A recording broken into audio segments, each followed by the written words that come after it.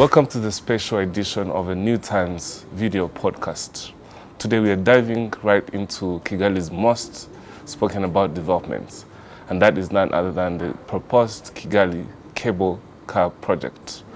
It's a network that is bold and innovative, and the man at the center of it all has joined us at the New Times to really unpack this development, and that's none other than Mr. Muyiwa Omololo.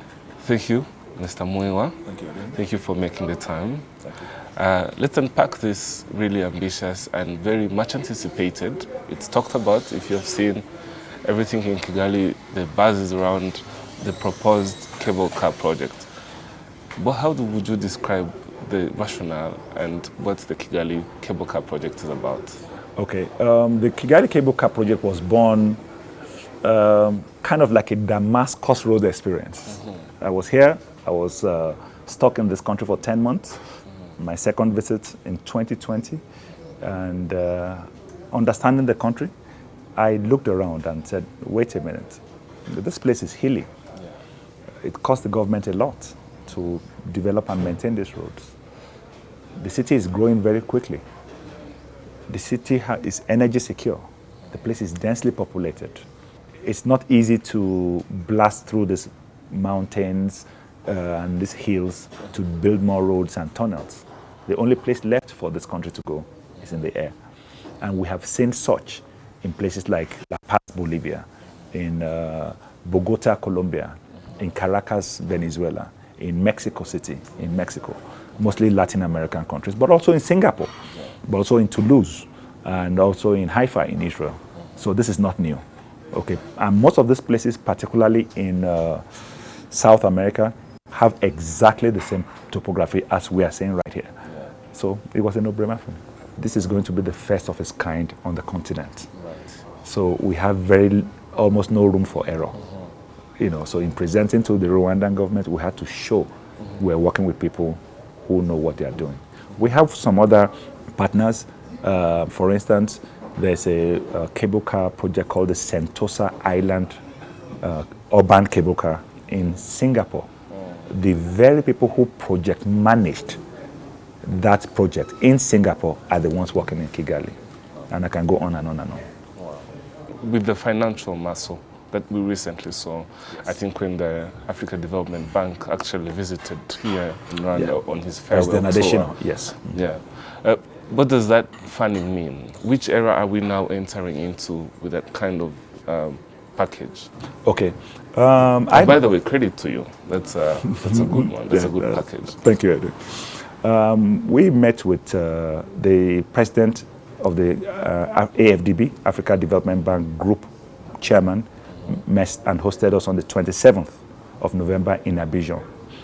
Obviously, there had been a lot of diligence that were done on the project and on us before we met the chairman. And he understood very well that being the first of its kind, there will be hesitation on the part of a lot of funders to jump in. It's not been seen before. Will this work? Do we need it? He provided a $500,000 grant just for project preparation, but more importantly, to give the confidence that we're this. Then he committed, the bank committed $100 million for this project, of which that $500,000 is the first tranche. Now, we were now connected with the Africa 50, which is the private equity branch of the AFDB in Casablanca.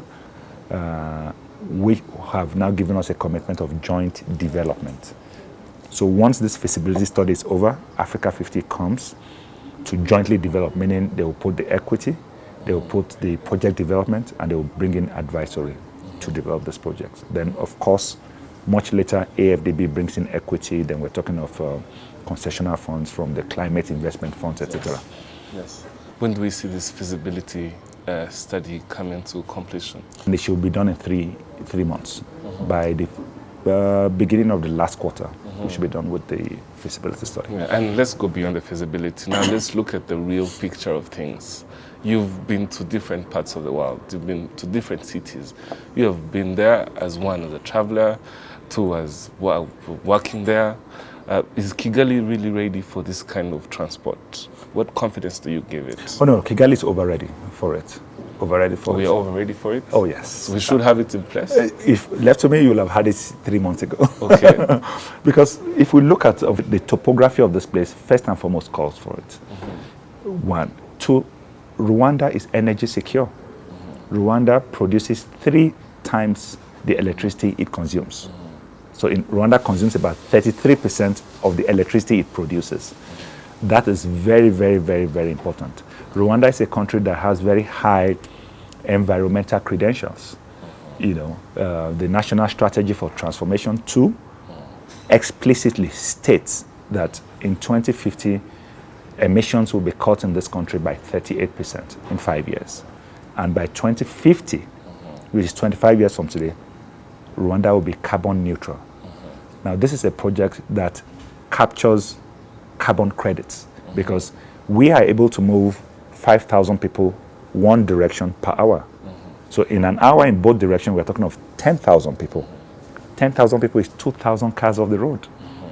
10,000 people is 5,000 motorcycles. Which is very common here. Which is very, very common here. So this is going to help Rwanda achieve its environmental objectives. And with the emissions, I like that you bring up the emissions. It would be realistic that when you talk about cutting this by 2030, yes. By 2030, that's just 5 years Just 5 years from from now. today, yes. So the number is a bit ambitious. The target is a bit ambitious. But you think such projects and such initiatives are just complementing that whole ambition? Yes, it is. And the good thing about this is that we've tried to give this project a very solid foundation financially. The entire network of the city of Kigali, which consists of 9 lines, is costed at development. To develop those 9 lines is $1.04 billion. That's capital intensive. Very capital intensive. Now, of those 9 lines, Ropeways Transit have been awarded the first 2 lines. Those first 2 lines we've divided into phase 1 and phase 2. Phase 1, which is like the pilot, is $100 million. So as we've gone out to the AFDB, as we've gone out to other big investors, we are not just talking of phase 1, we are talking of the entire network. The support we are seeking is for $1.04 billion, starting with what we are doing now. So I was in Lagos and I met the billionaire industrialist, Aliko Dangote himself, who was here last year he convened a summit here, the Africans Renaissance Retreat. Here last year. He was also here for the CEO Forum. He was also here for the CEO Forum. Yes, we met together, we took pictures. And also in April, he was appointed by the World Bank President, Ajay Banga, to the Private Sector Investment Lab as the only African, charging him to bring forward projects that has job and impact, job creation and impact on the continent. Right.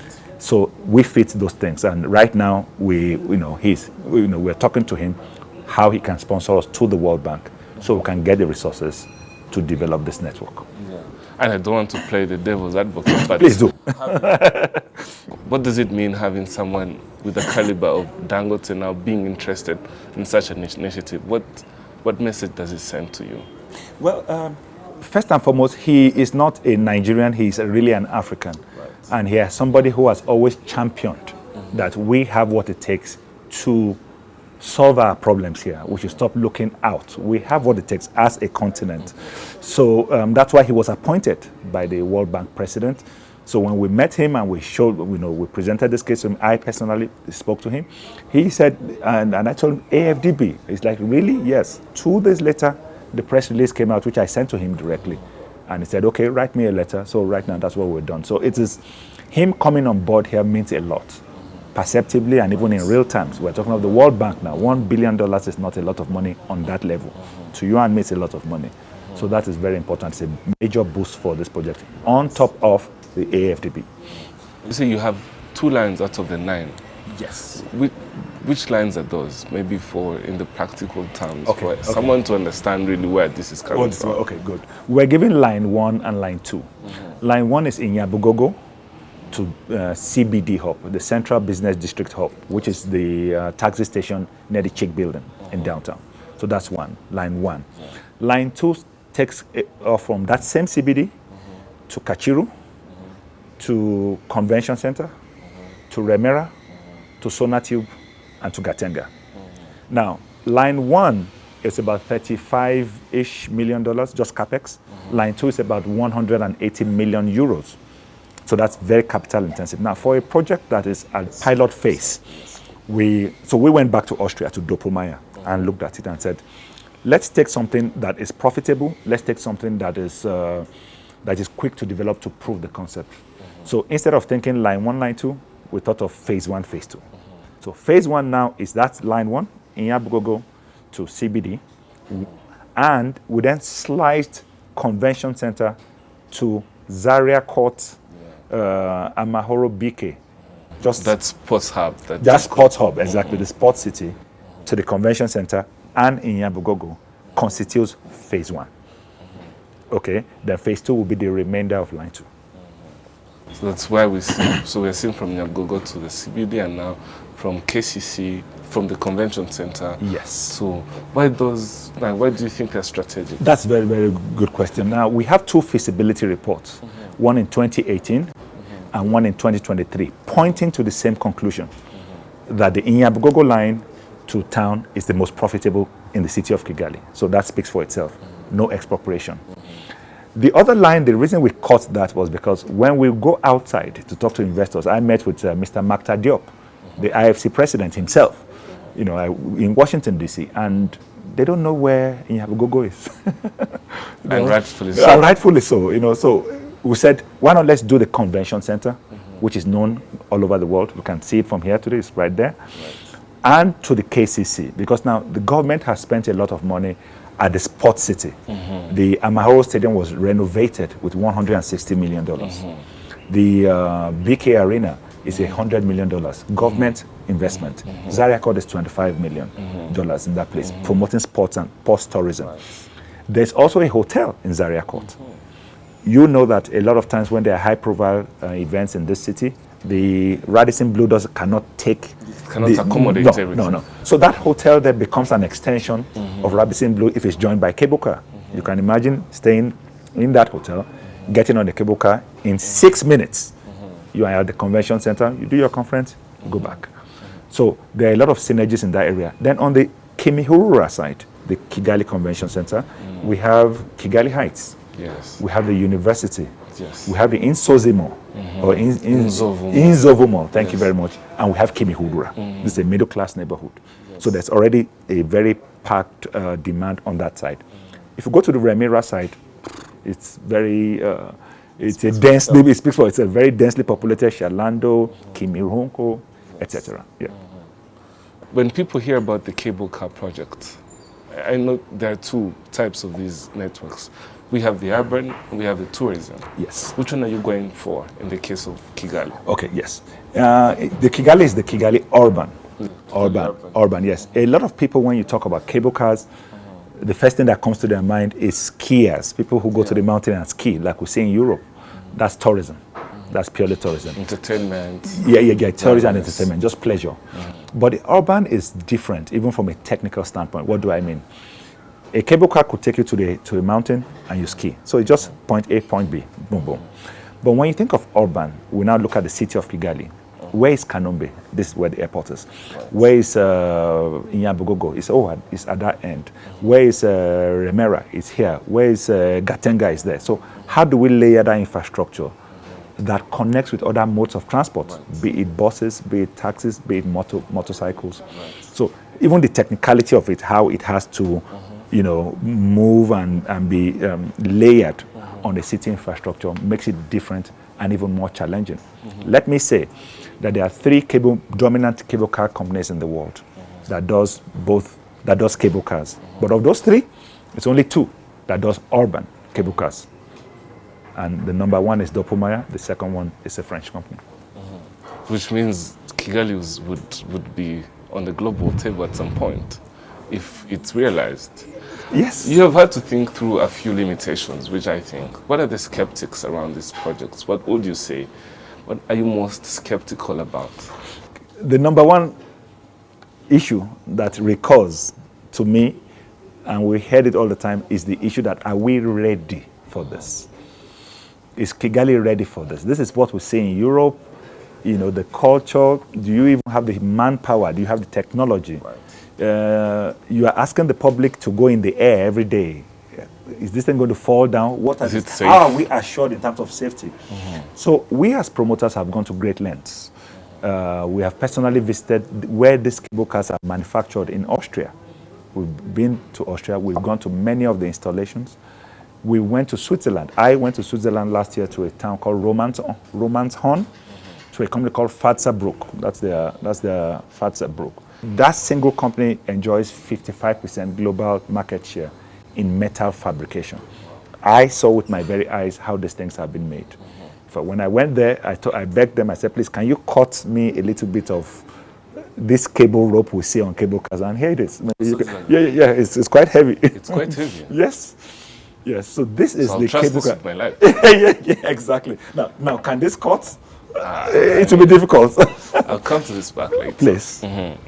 But beyond the limitations, I want to stretch now a little bit to the impact. Please. We're seeing the jobs, we're seeing, of course, the business side of it. We're saying, talk to us and unpack for us the impact side of this project. Okay. The impact to the local community. To the local community. How do you see Rwandans getting involved at some point? Okay. The impact of this project is, they are immense. Let's first talk on just transportation. How we're able to move capacity, a higher capacity at a lower cost of development versus if the company had to do roads and trams. That's one. Two, let's talk of quality of life, wherein people are not waiting in bus stops. These things are constantly moving. For instance, the KCC to the Sports City is just 6 minutes. Families can go home and be with their children. That's number two. Number three, let's even talk of employment. We are talking to some of the foundations to help us who have been interested in this, where we have to do a massive capacity building. Right. You understand? Where we train technicians, we train engineers in cable car technology, who have sustainable jobs into the future, who run this thing, because we can't depend on Dopomaya forever. Right. I give you an example in Bolivia, in South America, which is a shining example. 32 kilometers, 0 accident, built by Dopomaya, operated and maintained. And now in 10 years, it is, I think 10 years-ish, it is estimated that Dopomaya will hands off completely. And Bolivians will run this thing. This has run for 11, 12 years now, no accidents. So that's the same thing we see here. Then let's now take it to the realm of the environment. This project will help Rwanda meet its emission goals. 2030 to 38% reduction, 2050 carbon neutrality. Then do we want to talk of jobs? Do we want to talk of businesses? If a cable car station were here, you will agree with me that all this land here, the value will go up. 100%. People start building here around this place. Small businesses will have there. Yeah, the builders, the artisans will have jobs. Yes. So we hope that in 10 years, this can create directly and indirectly 300,000 jobs. 300,000 Yes, sir. Jobs. Wow. Let me be more curious and ask, and I think everyone wants to know about this. When do we see this in the air? What's the sense of timeline are you giving it? When can an Edwin like me hop on it? Okay. At some point in the future? Yes. The feasibility study has started already and should be concluded next year. We are looking at I trust the government, a serious government like the Rwandan government, moving very quickly with the same pace that the AFDB and potentially other funders want to move. By the end of next year, by the grace of God, we should be groundbreaking, 2026. It's estimated that we could build that place in about 18 months. So 2026, 2027, by 2028, before the first half, cable cars will run here.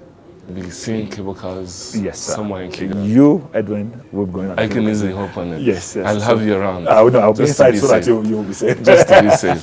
And Mr. Muyo, just to have an understanding of the green system.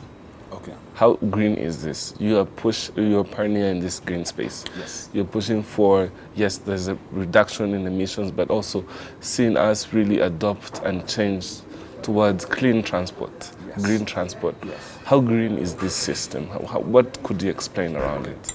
The use of cable cars is probably the greenest mode of public transport today. That's your only argument? Or you No, I have much. I'm just laying the backdrop, because when we talk of green, let's first start with how these cable cars are manufactured, which a lot of people do not see. We have been to Wolfurt in Austria. We have been to Switzerland, where they make these ropes, and seen those companies adopt very pro-green policies, even in manufacturing. So it starts from there. Right. Now, with the cable cars here, with zero pollution, zero emission, a cable car cabin that takes 10 people only consumes the same electricity like a blow dryer that women use in 2 kilometers. Men too. Men. Well, okay. So the green credentials of this project is very high. Very, very high. Zero emissions. It's run by electricity, which Rwanda is an energy secure country. Yeah. And Rwanda is leaning into a more climate smart infrastructure. How do you see this fitting in? Yes, one of the things that encouraged the AFDB to support us is that the Rwandan government, unlike most countries on the continent, have put in place policies that call for an infrastructure as this.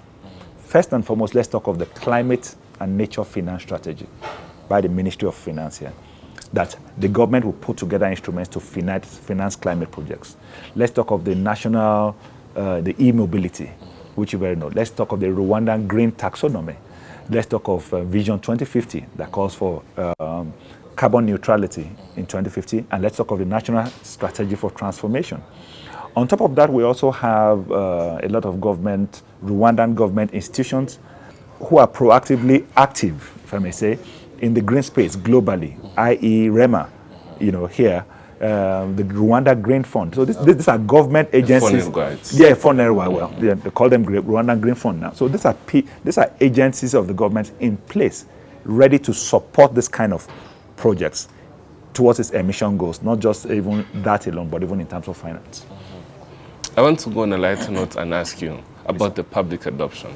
Have you ever tried to? I know there's also that barrier of the language, which I'm really proud to help out with, in case you have time. Please. Okay. Have you ever tried to explain this to a Rwandan Mutechuru or a Moto person, a Muturaje? Yes. What's their perspective around it? Yes. What do you think are the key hurdles as we speak?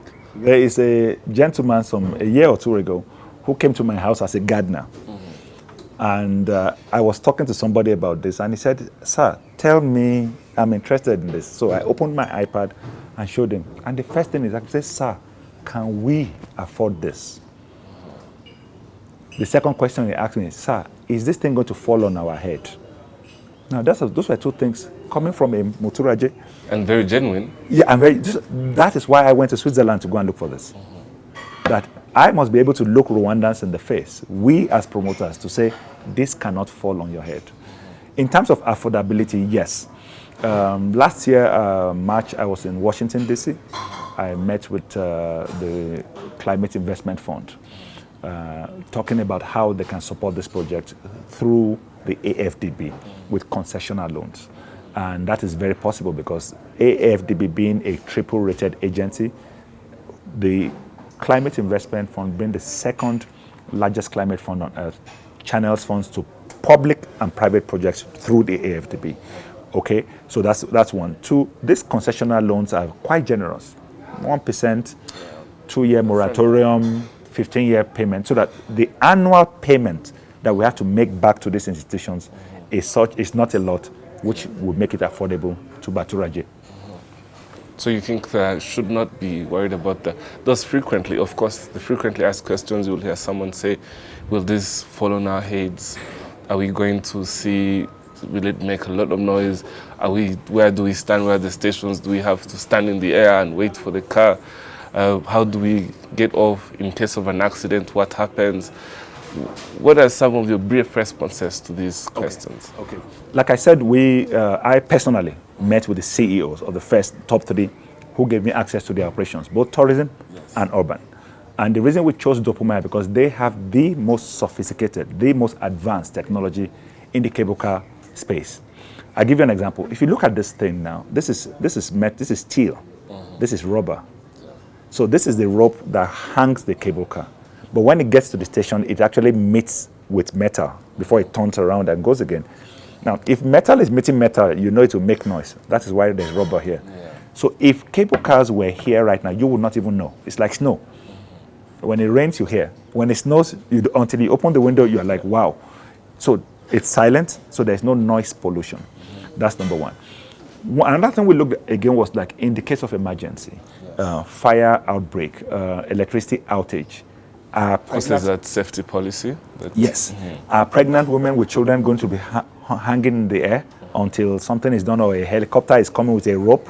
No. The Doppelmayr has what they call the recovery concept. The recovery concept.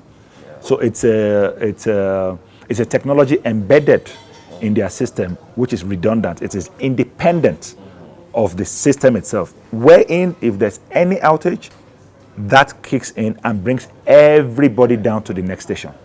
Nobody hangs in the air. Wow. Yes, that's number two. We went to Austria. We saw this with my very eyes to see where people were boarding. And you know how it is at times, a child is boarding, maybe his backpack falls down into the place. The system stops in 1 second. Imagine the cable car would really take away his either bag or what happens? Does it stop? In 1 second, the entire network stops. Wow. We saw it with our eyes, and we have videos of this. The entire network stops in 1 second. If I threw this phone as the cable cars were moving into just in between the both cabins and it falls down, there are sensors that pick it and stops. Yeah. So somebody can then come, pick it out, and then restart it. We saw this with our very eyes. So this is why we've brought the very best in terms of safety standards, as in cutting-edge safety standards to Rwanda. Wow. I want to, before we end our conversation for today, I want to pick your parting shot. What's your message? Of course, from the standpoint of ropeways, but also from someone with a conviction that this is feasible for Kigali, yes, and that Rwandans would benefit. Yes.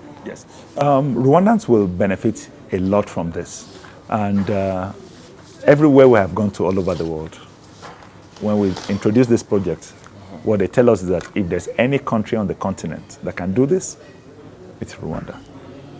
Yes. A friend of mine told me, he said, wait a minute, if a country has cable cars and it has Formula One race, is that really a developing country?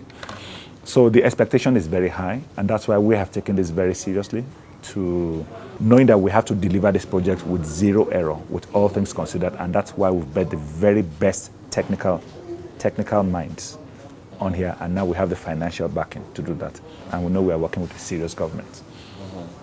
Thank you, Mr. Mwiwa. Thank you, Eddie. And of course, to you watching, you have heard from the man at the center of this. You have heard from everything that is happening, from what they're doing at the ropeways, from what is already on ground, from the funding to all the athletes. His message is clear. Keep your eyes on the skyline. Kigali might be going airborne if what I picked is right. Yes, sir. And stay with us at the New Times. This is a periodic product that we want to have you engage with us. Thank you. Until next time.